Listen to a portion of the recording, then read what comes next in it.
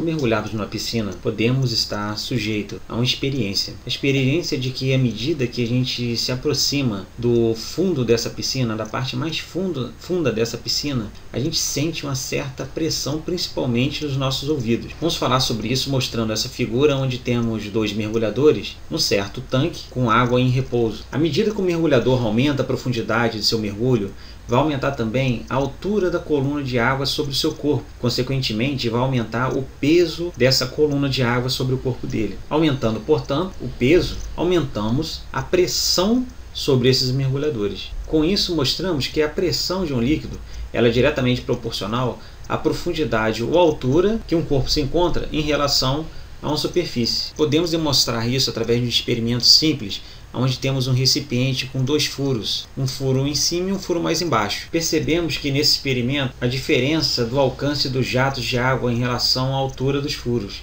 O furo de baixo, o alcance desse jato de água é maior do que o alcance do jato de água no furo de cima, mostrando que a pressão no furo de baixo é maior do que a pressão no furo de cima, já que o furo de baixo se encontra numa profundidade maior em relação à superfície do que o furo de cima.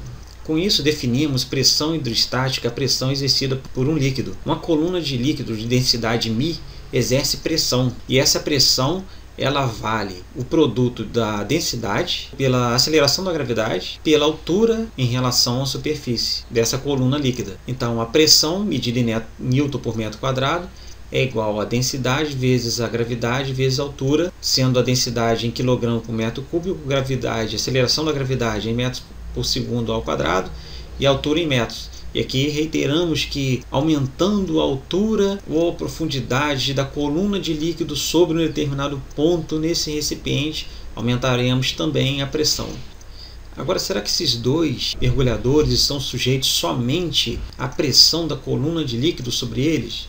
É claro que não, porque acima da superfície ao qual se encontra o líquido que eles estão imersos, existe a atmosfera que exerce uma pressão também sobre os corpos. Então, os mergulhadores estão sujeitos, além da pressão da coluna líquida, à pressão atmosférica. Um recipiente contendo líquido aberto, ele está sujeito à pressão atmosférica. E se nós considerarmos um ponto aqui, esse ponto está sujeito à pressão da coluna de líquido e também à pressão atmosférica. Se nós quisermos calcular a pressão total ou absoluta desse ponto, nós teremos que fazer a soma entre a pressão atmosférica e a pressão da coluna de líquido, calculado pelo produto da densidade, pela aceleração da gravidade e pela altura.